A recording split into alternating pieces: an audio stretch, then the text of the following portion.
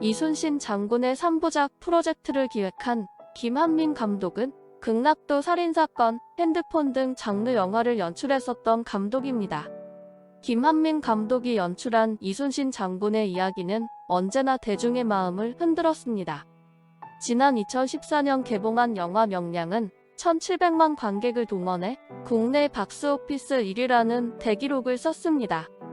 그리고 한산용의 출연은 개봉 2주 연속 주말 박스오피스 1위를 지키며 현재 500만 관객 돌파를 노리고 있습니다. 이순신 장군의 이야기를 만들게 된 건 참 운명적이었어요. 이순신은 역사 속에서 그리고 지금 이 시대에도 절묘한 포지션을 가진 것 같아요. 나라의 올고지 충직한 장수이자 백성과 임금의 중간에서 지금 시대에 필요한 정신을 가진 절묘한 위치에 있는 거죠. 그런 점에서 이순신 장군이 우리 시대에 조금 더 많이 활약하고 다시 평가받기를 바래요. 앞서 언급했듯 명량은 1,700만 관객을 동원해 국내 박스오피스 1위 기록을 지금까지 지키고 있습니다. 그는 명량에 대해 이렇게 말했습니다. 명량은 기대하지 않았던 스코어였어요. 1,700만 관객 돌파는 지금도 미스터리예요. 3부작을 준비하면서 이순신 장군에 대한 이야기를 더 잘 만들어야겠다는 다짐의 계기가 됐어요. 명량 개봉 이후 8년이라는 시간이 흘렀는데 그만큼 열심히 준비했습니다. 영화 한산용의 출연은 명량에 전에 5년 전 이야기를 담았습니다. 진군 중인 왜군을 상대로 조선을 지키기 위해 필사의 전략과 패기로 뭉친 이순신과 조선 수군의 한산 대첩을 그려냈습니다. 김한민 감독은 한산에서 명량과 이순신 장군 역이 다른 이유에 대해 이렇게 말했습니다. 명량과 한산은 해전 자체에서 차이가 있습니다. 명량이 뜨거운 역전승이었다면 한산은 국면에서 차갑게 이 상황을 계산하고 계기를 마련하려고 하는 이순신의 균형 잡힌 판단이 필요했기 때문에 캐릭터부터 시작해서 전쟁 성격이 달랐어요. 명량의 이순신이 불처럼 뜨겁고 격정적이었다면 한산의 이순신은 물처럼 포용하고 다른 장수들까지 잘 받아들이는 지도력이 돋보였습니다. 그래서 각각 다른 배우를 이순신 장군 역에 캐스팅할 수 있었고요. 그는 불같이 뜨거웠던 명량의 이순신에는 배우 최민식을, 한산의 물처럼 깊은 포용력을 가진 이순신에는 박해일을 각각 캐스팅했습니다. 각각 다른 배우가 이순신 역을 맡더라도 3부작을 통해 다른 면모들이 통합돼 이순신은 저런 매력을 가진 인물이었구나 생각했으면 좋겠어요. 이순신은 과묵하고 말수가 적고 상황을 판단하고 보는 안목을 갖고 있지만 유동성, 대처하는 능력 또한 대단하거든요. 그런 지점에서 한산의 이순신은 즉답하지 않더라도 절묘한 해답을 내놓는 인물이에요. 지략가이고 섬세한 이순신을 표현하는 데 있어 박해일이 적합하다고 생각했어요. 일각에서는 압승을 거둔 한산도 대첩을 영화화하는데 의문을 드러내기도 했습니다. 압도적인 승리였던 만큼 극적인 효과를 보기 어렵다는 시선이었습니다. 그런 시선들 때문에 한산을 만들고자 했습니다. 사람들이 익숙히 아는 전투고 적당히 유인전이나 하객진으로 대승을 거뒀다고 생각하고 있죠.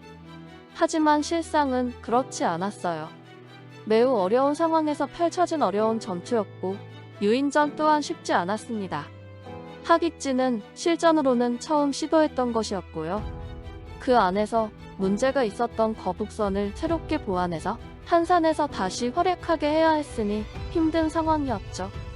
우리는 너무 익숙하게 한산 해전을 이순신 장군이나 하객진, 거북선이 있었기에 쉽게 이겼으리라 오해하곤 해요.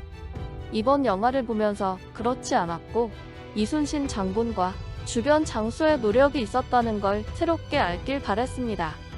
그런 점에서 이 영화가 의미 있는 것 같고요. 그리고 김한민 감독은 왜군 와키자카 캐릭터의 빌드업도 중요하다고 생각했고 그 인물을 잘 다져놓아야 이순신과 대면에서도 긴장감을 끌어낼 수 있으리라 생각했습니다. 와키자카의 입장에서 그가 얼마나 치열하게 고민하고 판단했을까? 개연성을 놓치지 않으려고 했어요. 그는 압승을 거두는 상황 속에서도 자만하지 않았고 왜군들 사이에서 경쟁해야 하는 위치였으며 야망도 대단했죠. 역사적 기록으로 한산은 탐색전과 디테일한 전술이 특징이라고 하는데, 이 해전이 긴장감 있게 느껴지려면 마키자카 캐릭터를 잘 다져야 한다고 생각했어요. 그래야 관객들도 기꺼이 이 영화에 몰입할 수 있을 거고요. 51분간 스크린에 펼쳐지는 해전을 더욱 장대하게 보이도록 하기 위해서 그는 고민을 거듭했습니다. 단순히 보여주기식의 해전이 되어서는 안 된다고 생각했어요. 한산해전은 따지고 보면 전 세계사적으로 그 시기에 벌어진 전무후무한 해전이잖아요? 당시 그런 체계적인 진법과 정교한 유인술, 그리고 그런 화포 사격과 새로운 첨단 무기인 거북선을 통해 완벽하게 적을 섬멸할 수 있었던 해전사적인 해전이 없어요. 그렇다면 굉장한 자긍심으로 해전을 바라봐야 하지 않나? 제대로 보여줘야 하지 않을까?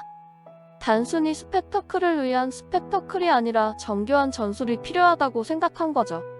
그리고 김한민 감독은 이순신 장군의 정신을 해전에 녹여내고 싶었다고 말했습니다.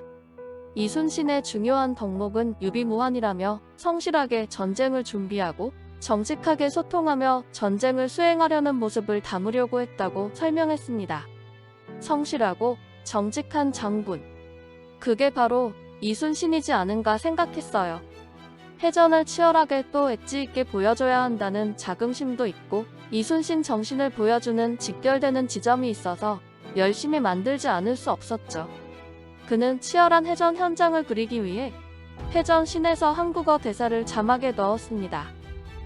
정말 고뇌에 찬 용기 있는 결단이었죠. 전쟁의 밀도감을 제대로 보여주기 위해선 전쟁이 가진 사운드적인 에너지가 필요해요. 그런데 대사를 전달하기 위해서는 사운드를 눌러야 하거든요. 대사가 안 들린다는 원망을 들을 것인가, 사운드를 살릴 것인가 고민이 컸어요. 전쟁의 생생한 밀도감을 전달하면서 대사는 인지할 수 있게끔 하는 시도는 결국 자막밖에는 없더군요. 낯선 시도고 어떤 평가를 받을지는 모르겠지만 본질에 충실히 하려고 했어요. 최근 무량 촬영을 마치고 후반 작업을 준비 중인 김 감독에게 흥행에 대한 부담이나 스트레스는 없는지, 그런데도 이순신 장군과 함께하는 원동력은 무엇인지 물었습니다. 아이러니하게도 큰 부담을 느낄 때마다 끼고 있는 게 난중일기예요. 희한하게 난중일기를 보고 있으면 위안받아요. 왜 이렇게 일을 크게 벌였을까? 자책할 겨를도 없어지죠. 마치 남의 일기장을 훔쳐보듯이 수시로 난중일기를 봐요. 불면증에도 좋은 것 같고요. 난중일기를 보며 제가 위안을 얻었듯 저의 이순신 3부작 역시 대한민국을 살아가는 관객들에게 위로나 용기, 힘이 되었으면 좋겠어요. 지금까지 든든TV였습니다. 항상 시청해주셔서 감사하며 구독과 좋아요, 알람 설정을 통해 시청자분들께 절로 배가 부른 든든한 소식을 전하기 위해 노력하겠습니다. 감사합니다.